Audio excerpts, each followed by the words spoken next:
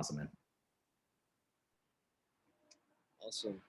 So I want to welcome Michael Wagner to this podcast episode. He's the co-founder and CEO of Staratlas .com or .io, which is basically a blockchain-based game where they're creating a metaverse where you could build your own ships, your teams that have factions. You could go basically to war with other factions and get their materials. And from what I've researched, you could basically make your own civilization in this metaverse, and you could even make money from these in-game assets. And so I know right now you're doing a poster sale.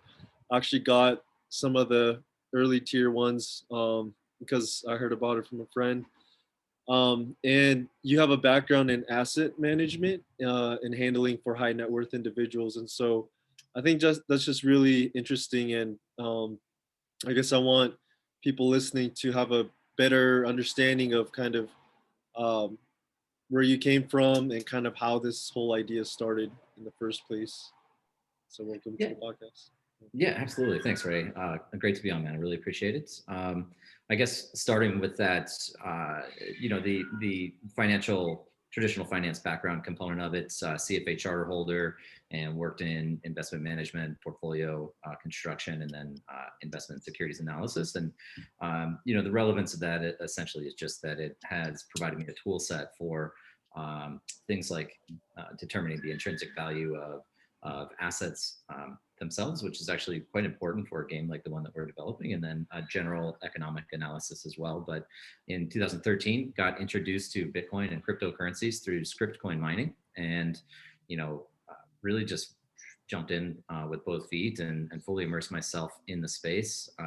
Turns out that 2013 wasn't a great year to get into cryptocurrency because it was at the height of a previous bull cycle, and shortly after I got in, the collapse of Mt. Gox occurred. But nevertheless, what it did do for me was get me captivated and interested in the potential of blockchain itself and cryptocurrencies themselves. And so, going forward into the next couple of years, just researched as much as I could about the space and analyzed various opportunities, and launched my first company in 2016, which was called the Toast Platform originally. It's a crypto and cannabis company. It's dedicated to delivering decentralized financial infrastructure to the legal cannabis industry. That company is still fully operational and kind of freestanding at this point. And then, going forward into 2020, with many of the same team members that built multi-chain ventures with me, we co-founded and conceptualized Staratlas, which, as you said, is a space-themed grand strategy game. It's a massively multiplayer online game. Core mechanics being space exploration, territory control, political domination, and then we enhance that experience with a couple of other blockchain integrations, things like delivering all of the in-game assets as NFTs, so players have true asset ownership of those items they purchase. Integrating two crypto native assets, cryptocurrencies, including Atlas and Polis. One of them, Atlas being our in-game transactional currency, or effectively the in-game gold, and then Polis being a governance token with utility both in-game and outside of the game. So in-game is part of political strategy. External to the game, it's operated more like a DAO, wherein players will actually have the ability to introduce proposals and vote on the long-term development decision-making processes of us as an entity. And then the final component of it is DeFi integration, which allows players to generate residual yield and income off of any assets that they have that are not deployed or in use in game. So, and then we kind of encapsulate this entire concept, this video game concept, which we really view as our spearhead into user adoption, but we surround that with the broader idea or concept of a metaverse. And the metaverse itself is going to extend well beyond just the individual gameplay mechanics that we're introducing that creates entertainment value for players. It actually allows those industrious individuals and entrepreneurs to enter into the metaverse and create unique business opportunities for themselves. So it becomes much more of a virtual playground, this alternative virtual reality that people can persist within. And that, all of these things combined is what allows people to play this game, earn income, create opportunities for themselves, create businesses, and generate revenue and just, opportunities. And so in many ways, this is kind of a transformative human experience that captures the entire global audience, because whether you're a gamer or you're just someone who's looking for another way to create revenue for yourself or create income for yourself that breaks the confines of maybe your geographic location, it opens up this whole new universe of opportunities. Mhm. Yeah, I want to touch in on that.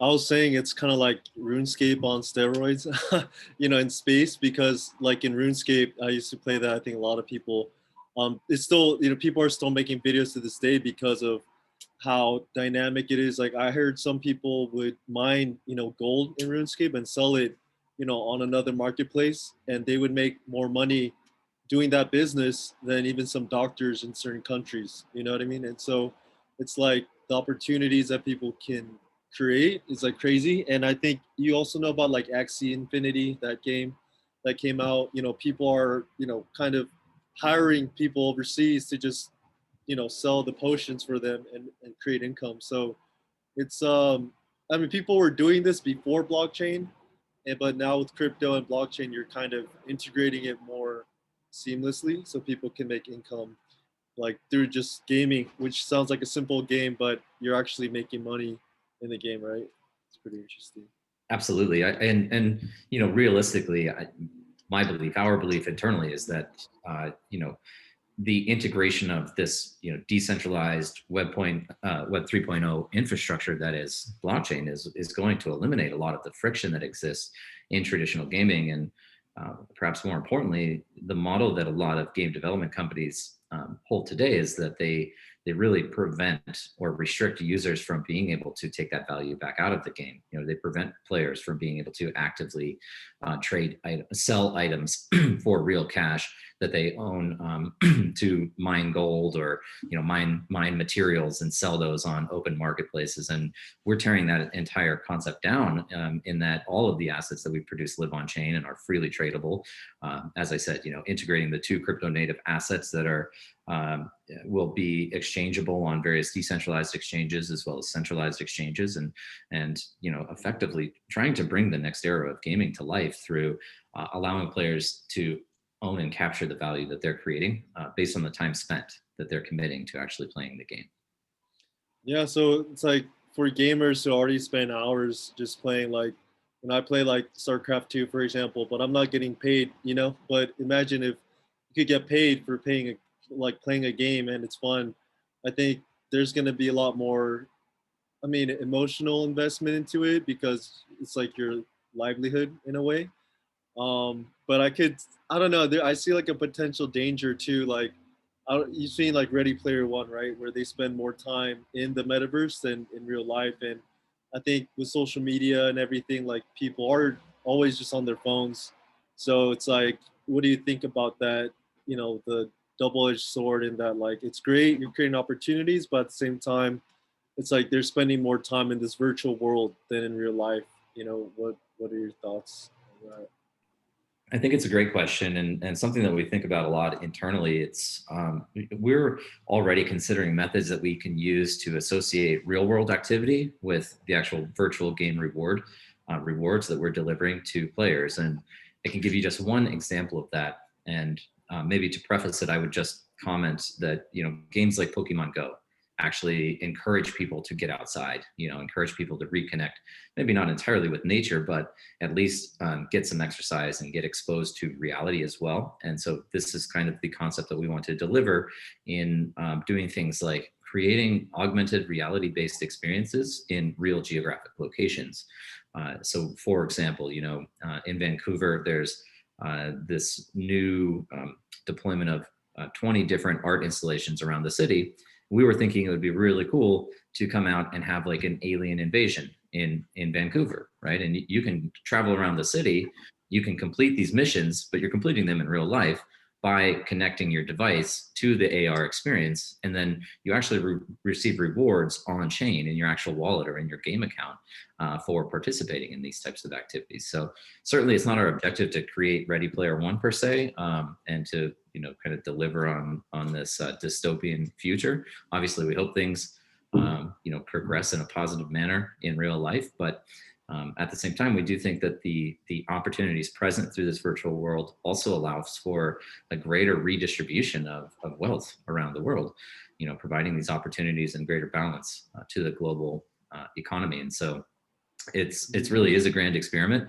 Everything we're doing is a grand experiment, but I do think it could be extremely disruptive to the way we even think about something as simple as country borders, these artificial lines that we draw on maps, right? So yeah, I mean, it's in our thoughts. We don't want a Matrix, the Matrix kind of outcome or Ready Player One outcome, but we're still quite optimistic on the potential of the metaverse. Yeah, so take us back to the origins of this. Like, were you a huge Star Wars fan when you're young? I think, like, why space and why this? Out of all the things you could have chosen, and kind of tell us where this idea first started in your head and how you took it to where it is.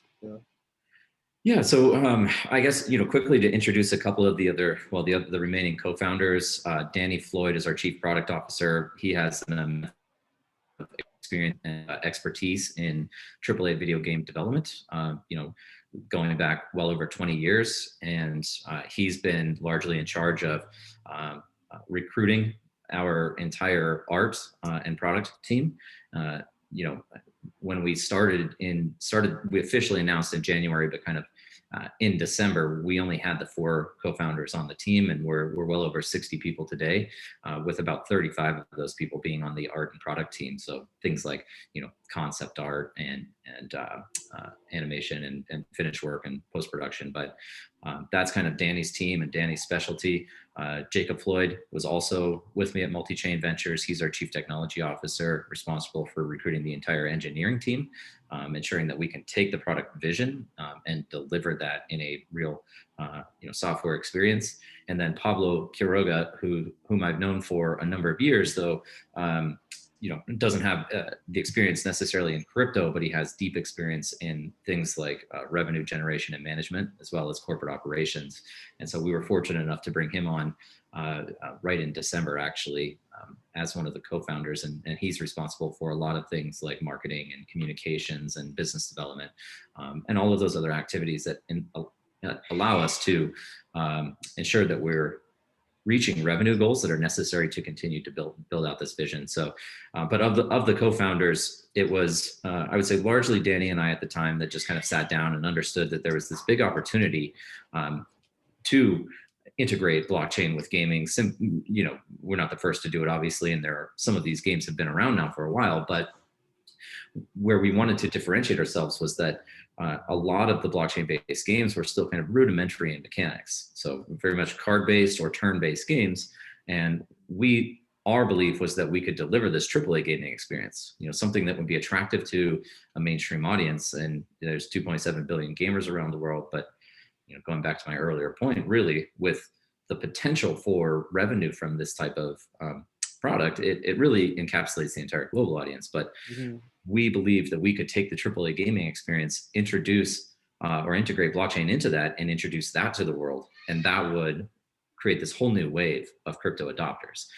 Now, there are many different concepts we could have selected from, but it's more of just being kind of sci-fi guys and some of the types of games that we played historically. And I'll actually openly admit that there was one other component, and it's that the amount of initial design that needs to go into a space game is relatively lower, simply because you can imagine much of the background, the viewable space is just dark space, right? You see all the stars out there, but you don't have to get necessarily to this deep level of detail on an encompassing map. So there are a number of things, but most importantly, this is the game that we wanted to build, and it's the game that we want to play personally. So I've heard about another game. It's called like Earth 2.0. So what do you think about? Obviously, what you're doing is different, and the fact you're building on Unreal Engine 5 is just like huge, because Fortnite was built on Unreal Engine 4, and the things that they could create was amazing. So, I mean, what do you do? Would you say there are other competitors or other games out there? I think I think this one is the highest quality out of all the ones I've seen. And it seems like the team is much more not developed, but just yeah, it just seems like you guys have a game plan. You know what you're doing.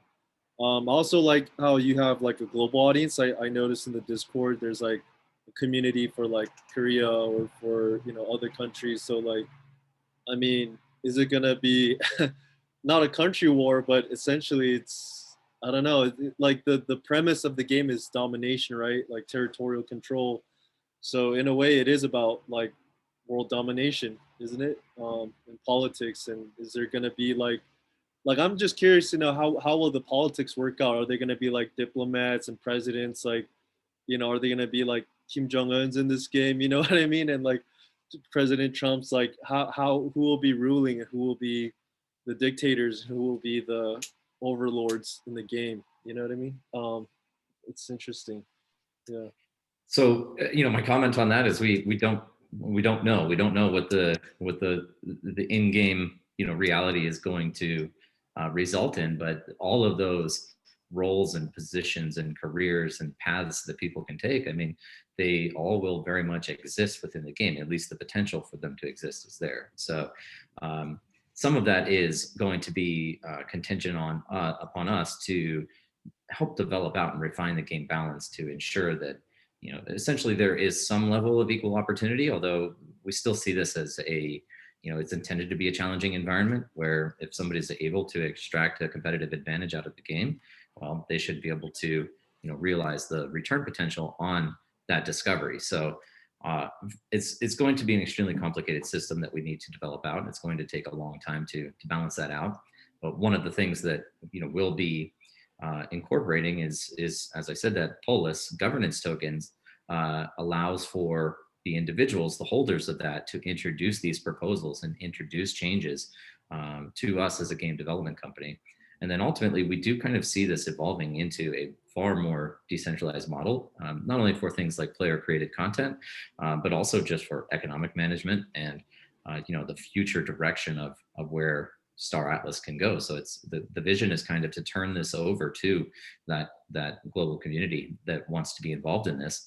And then we start to slowly separate ourselves over time as the centralized entity that manages the outcome. Kind of the power of collective consciousness, if you will, can drive the future direction of the game. And then with respect to competition, we're in a pretty unique spot right now. We do know that competition is coming, but we're in an advantageous position in the sense that there aren't really any blockchain games that are developing out to that AAA quality experience to date. And we do have this deep, thorough understanding of how blockchain and cryptocurrency works and how to integrate tokenomics into the game economy.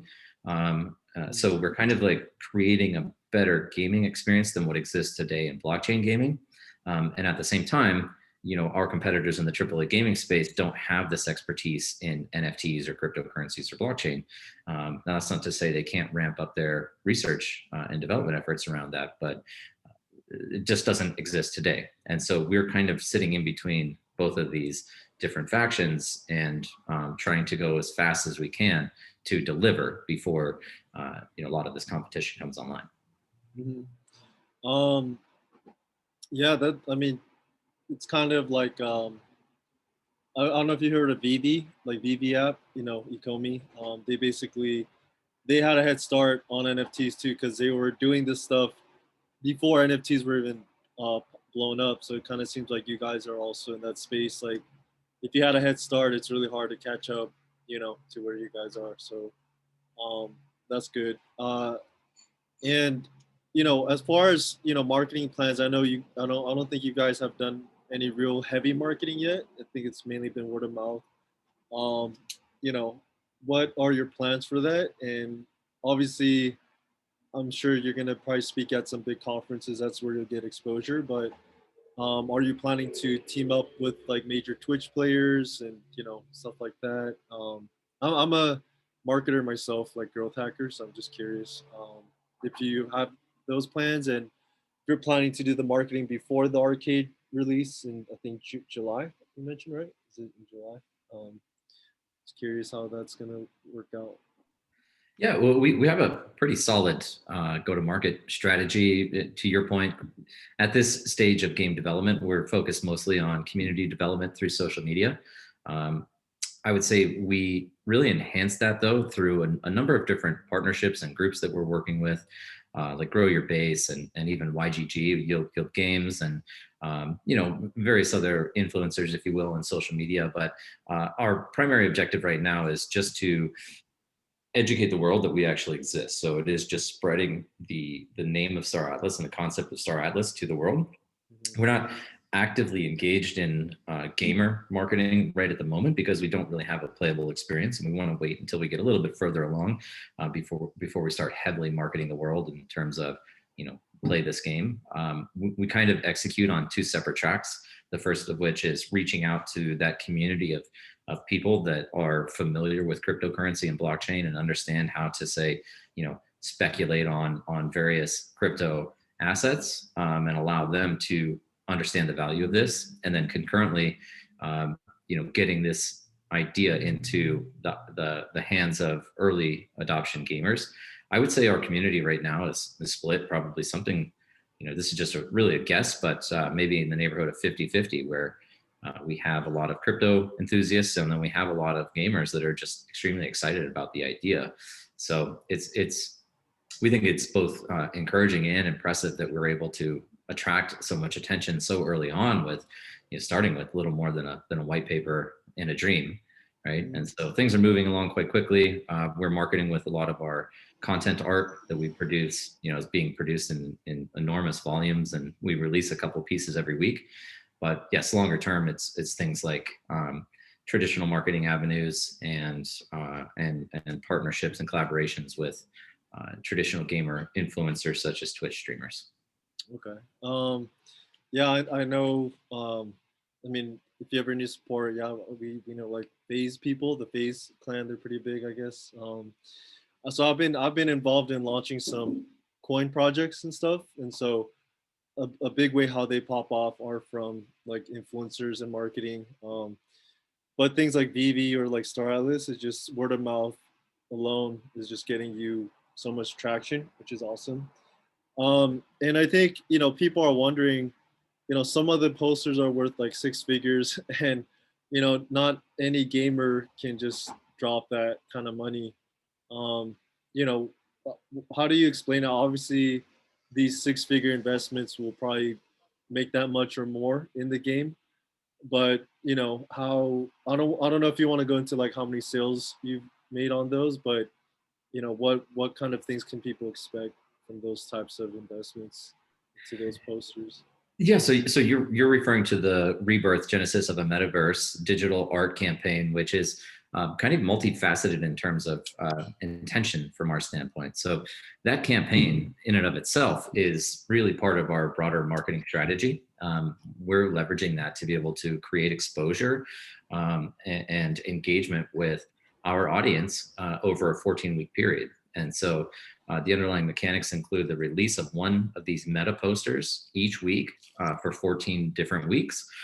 Each of the meta posters is a multimedia experience that in which we developed all of the art, designed all of the art of the poster itself.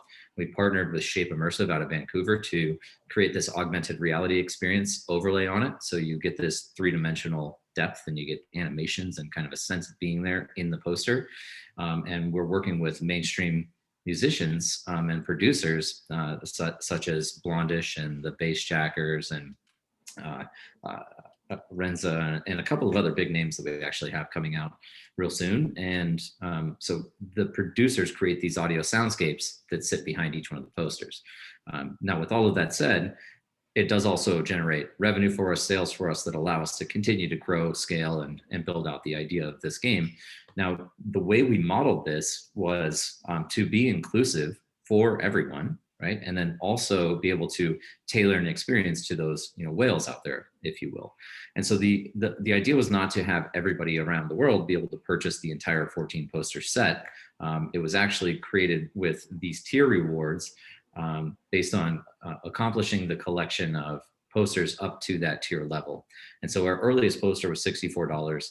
Just purchasing that one poster would get you tier 0 rewards that includes some game assets. Now, I do want to be clear, this is really intended to be a digital art experience, though. This is a collection of art and more of the traditional NFT style. We're enhancing the value of that art through this free distribution of game assets alongside the art. But we're really focused more on the collector and the underlying idea that this is capturing a moment in time, a moment in history, right? So if Staratlas accomplishes all of the things that we want to accomplish going into the future, then these items will be collectibles. And so, the other pieces of the mechanics include the price doubling each window. So, by the time you get to the poster 13, yes, it's $256,000. Again, that's not for everybody to purchase. That's for those people who want to collect the entire series and have the ability to do so. But and then also reducing the availability window in which people can purchase them. So the first posters were available for 7 days each. By the time you get to the last poster, it's only available for 3 hours. And the economic decision for that was that it creates something that we call a probabilistic rarity. And so, the first posters are higher in supply. More people are able to collect them, but more people are also able to get some of these early stage game asset rewards.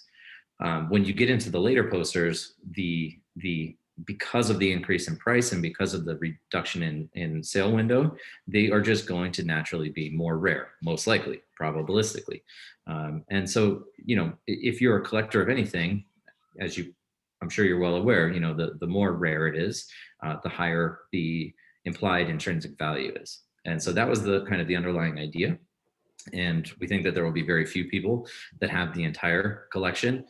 Very few people that have the final pieces of art, but there's still an opportunity for everyone to collect this moment in history and then also earn some in-game rewards as well, so that they're able to start playing as soon as we go live with our mini game. Mm-hmm.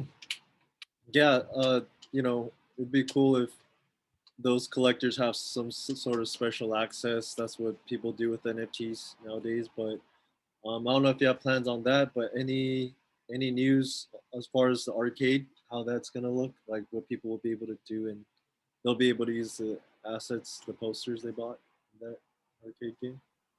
Yeah, so we start with this in-browser mini game. Ultimately, the gameplay mechanics of that will include things like ship missions, ship configuration, space station configuration, as well as land ownership and mining operations.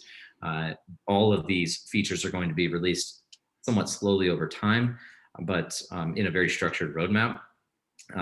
But not only does it allow the gamer to start to engage in some actual gameplay with us, but we are then also able to start delivering some of those financial rewards through things like, earning Atlas or earning Polis, or creating your own NFTs, things like this. So you'll actually be able to start generating yield and income off of the game through this in-browser experience.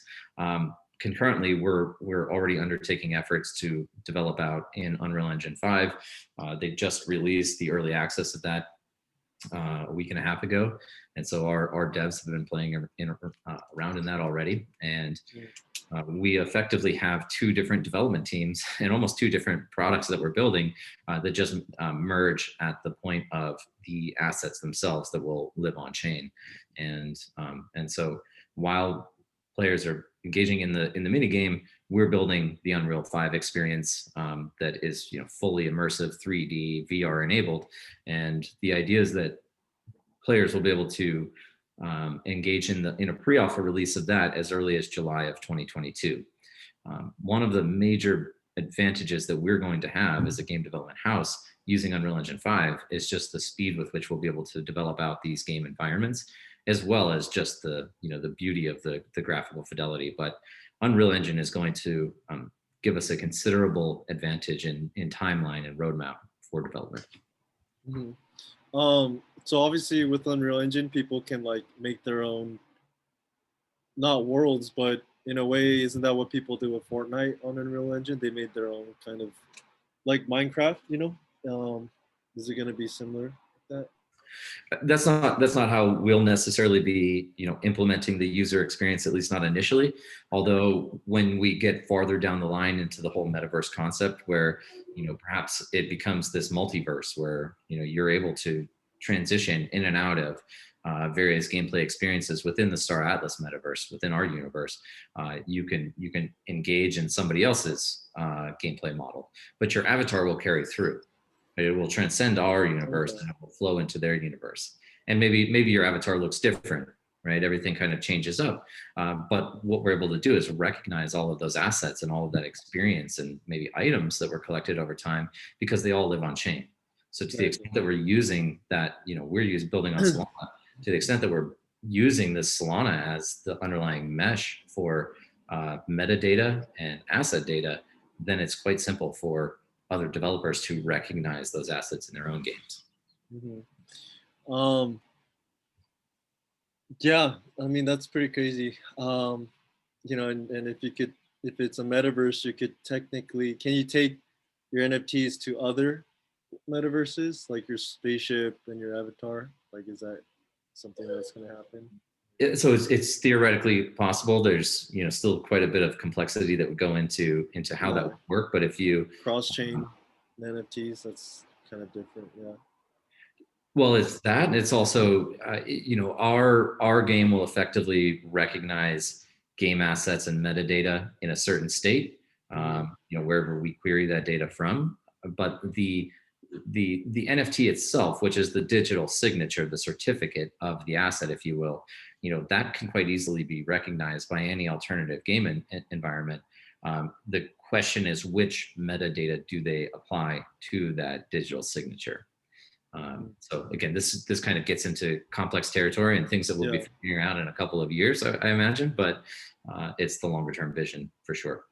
For sure. Awesome. Yeah, well, I don't want to keep you too long, but I think there's a lot that was shared. I think a lot of people might be just confused still. But if you had to sum up, I guess, your vision for Star Atlas, and maybe even after Star Atlas, like where do you see yourself? Because you started from like a asset background, managing assets for high net worth individuals, and then to creating your own in-game assets and people purchasing assets. So that's pretty crazy. And who knows, maybe in 5-10 years, you won't even be doing Star Atlas. You might be doing something else. So where do you see yourself in like 5-10 years for Star Atlas and for yourself? Might sound cliche, but genuinely, I kind of just see myself living in the Star Atlas metaverse, assuming that we reach our goals. Like, I might not be the CEO of Star Atlas as an entity anymore, but I might be the CEO of some entity that lives within Star Atlas, and it's kind of like, even that is a meta thought to possess. But I really do believe in the disruptive potential of what we're trying to create here, and it is a massive vision and a massive undertaking. But we have been executing on every front to date. I have a lot of confidence in our team in being able to do so, and I'm really looking forward to seeing what we deliver over the next couple of years. Yeah, I think it's like a battle for the metaverse now. I think especially with blockchain and crypto. I think Epic Games, I heard they raised over $1 billion to create the metaverse. So it's like whoever can make the metaverse, but it's like not one metaverse can rule all metaverses, right? Like kind of in Ready Player One, that's kind of how it worked, right? I don't know how that worked. We will see if there is essentially this collection of mass, if you will, to an individual metaverse. And by the way, there's a lot of different definitions of what a metaverse actually is. Again, in theory, essentially your ability to navigate through these different environments is a major component of what the metaverse actually is in my mind. And maybe I'll kind of finalize that thought with just the idea that Epic is the entity that's behind Unreal Engine. So if they're investing into the metaverse concept itself, my assumption is that some of that will trickle down into how Unreal Engine works, and we'll likely be able to leverage that within our own game development. And again, probably use it to propel ourselves to at least be a part of that metaverse. Like if like, what are your predictions on like how would you define the metaverse, and what would your predictions be on how that would look like for people? people in Axie Infinity will be in Decentraland. I mean, what are your thoughts on that before we wrap this up? Yeah, I would just define this is kind of my internal thought of the metaverse, and I kind of define it more as a social interactive experience. It's, even for us, it's when we get to that point, it won't necessarily be about every single user that we have going out and engaging in things like space exploration, territory control, or political domination. They might just decide that they want to be a merchant within our game, right? And they can own some land, they can create a business around that land and find unique ways to monetize their time that aren't reliant on how we distribute Atlas. They can create an experience in the game that requires other players to actually pay them and compensate them for those goods. And that could be as simple as something as creating an apparel storefront where you create digital apparel and you sell that to players, skins effectively, or curating a digital art gallery based on NFTs within the game and you sell this digital art to other players. And so many other opportunities that will exist that don't rely on using our gameplay mechanics. But very broadly speaking, I think it's an alternative virtual reality within which somebody can persist. And the requirement to do that is that the economic incentives also are present. And so that hasn't been executed on to date. And I do think that blockchain as a component of that is a pretty critical piece of infrastructure. So we're really on the precipice of something big here in human evolution, even let alone the technological evolution. I could sense that. Yeah, well, I want to thank you for your time. And where can people find you, more about the information on you, the game, things like that? Yeah, I think the easiest thing is staratlas.com. We have a link to all of our socials in there. We have a very active Discord community, and we also engage in what we call the Atlassian Town Hall. The Atlassians being the citizens of Star Atlas, and this town hall is kind of a clubhouse-like format where myself and some of the other co-founders will be on stage and we'll be talking about things that have happened that week. And we're also actively answering and responding to questions from the community that are submitted in advance. So would encourage you all to join us for the town halls. But otherwise active on Twitter, active in Telegram, and all of those links can be found through staratlas.com. Okay, awesome. And before we end, I want to ask the last question. So if you could go back in time, maybe to speaking to younger, because I'm sure you never imagine yourself doing this type of stuff, just like how I never imagined myself doing what I'm doing with like Instagram and podcasting. So, every entrepreneur or aspiring entrepreneur has some dream or vision, right? And I'm sure you had your entrepreneurial roots when you're young, for you to even start this type of venture, because it's definitely not the norm. Maybe other people were saying you're crazy, things like that. But if you could go back in time, what something you would tell your younger self, or maybe to those who are aspiring to be entrepreneurs or might want to do something different, but they just don't know what it is yet. I'm sure, I don't know if you could relate. Maybe you had that feeling of wanting to do something big, be someone different. What are some words of advice or encouragement you could give your younger self or to those listening?